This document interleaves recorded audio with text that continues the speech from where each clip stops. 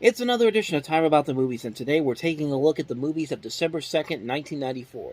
Only 5 more weeks to go in 1994, so you got 3 movies to look at. Let's just jump on into it. We'll start off with the biggest new release of the weekend, and again, biggest in quotation marks because this was not a very good weekend for new releases, but we have Nicolas Cage, John Lovitz, Dana Carvey starring in the comedy Trapped in Paradise. 20th Century Fox would like you to meet the Furbo family. Dave. Once released from this prison, I, much like my reptilian brother, the pterodactyl, shall fly high above my problems. Alvin. Excuse me. The sign says take a pen, not take all the pens. Bill. Look at that abandoned car. It's my car. Oh. Their ma. Beautiful dreamer. Hey, Edna. How'd you like to ride your trunk in a car? Edna, are we sleeping together? I think not. One big temptation. Forget it. Forget what? There's no money in the vault. And what have we here? $275,000. One brilliant plan. This is a robbery! All right, who's got the key? Raise your hand.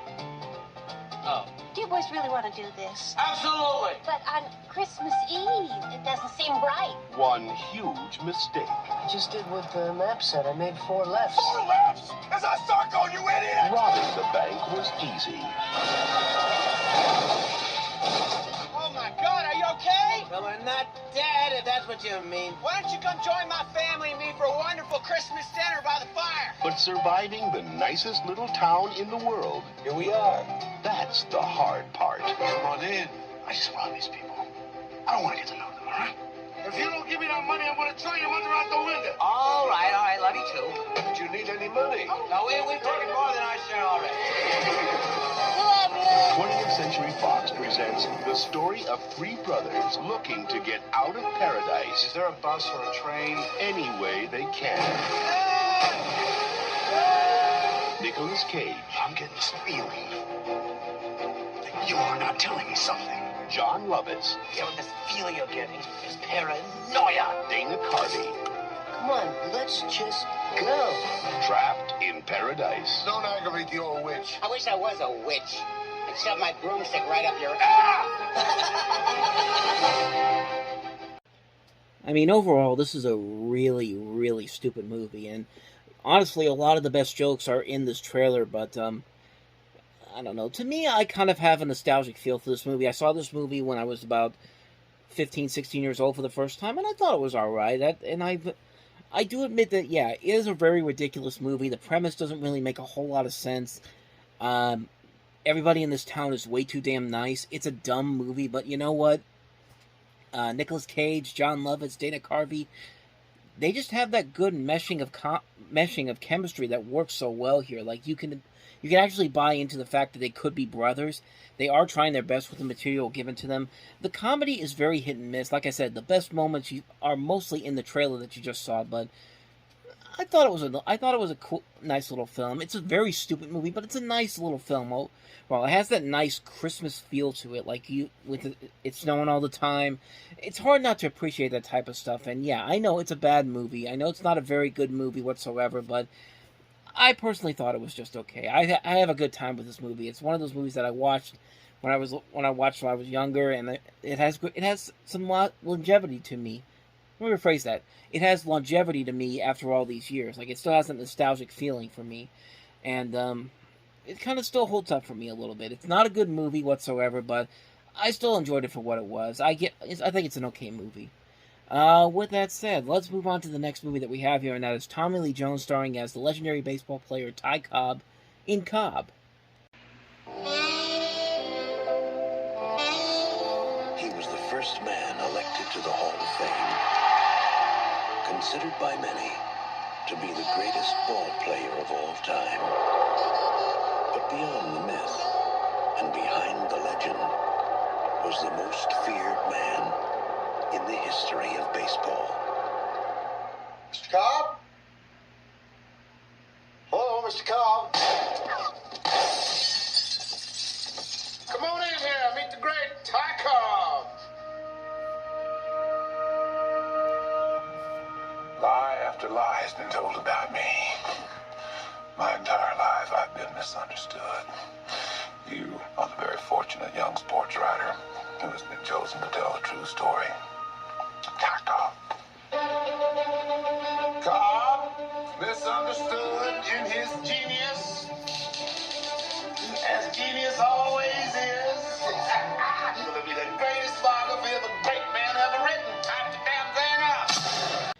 That was not a clip. That was the entire movie. And, yeah, if I was the Cobb family, I would not be very happy with the portrayal of this person that we know, because this movie really does make it seem like that Ty Cobb was just the world's worst person whatsoever. And, maybe they were right. Maybe this was the whole thing. Even though I did read about the story about Al Stump. He apparently, when he wrote this biography about him, about Ty Cobb, he fictionalized a lot of the stuff in there. So there's a good chance that most of this movie is complete and utter bullshit, and they just thought that would be a very more interesting story than the actual story of Ty Cobb, because, I mean, that's how you got to do it. And I don't know if there's anything about that. I think I remember at one point they were actually going to sue the filmmaker of this movie, Ron Shelton, because of this. But I don't know if that was ever true or not. I just heard that was a rumor at the time. But as far as the movie goes, it's okay. I mean, for Ron Shelton, this is the same guy that gave us such great movies as Bull Durham, White Man Can't Jump, and Blaze. We've looked at a couple of those movies. He's made a lot of great movies, but this is kind of the first one where I felt like it didn't work as much as he wanted it to. It felt like he was trying to push for that Academy Award, because it felt like this movie was trying to be the Oscar contender this year. Another winner for Tommy Lee Jones. He already won the Oscar the year before for The Fugitive.